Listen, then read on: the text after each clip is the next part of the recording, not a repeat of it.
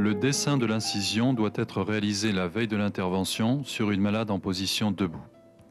Les abords directs sont préférentiellement utilisés. Les incisions radiées laissent une rançon cicatricielle acceptable si elles sont verticales ou obliques externes. Pour les autres cadrans, supérieurs ou internes, les incisions arciformes doivent être préférées. Les incisions plus esthétiques, sous ou latéromammaires, sont à réserver de préférence aux tumeurs situées à proximité. Cet abord indirect doit être suffisamment large pour permettre une exérèse carcinologiquement irréprochable. Cette malade présente une petite tumeur du cadran inféro-externe du sein gauche.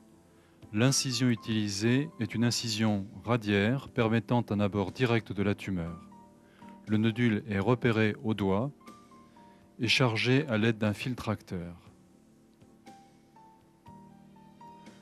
Lorsque la tumeur est suffisamment profonde, la libération de sa face superficielle doit préserver une épaisseur suffisante de tissu adipeux sous-cutané, fort utile pour la préservation du résultat esthétique post-opératoire.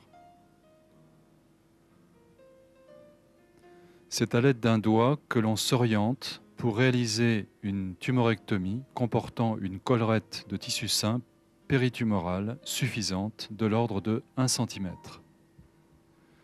La dissection est poursuivie jusqu'au plan prépectoral qui est ouvert ici.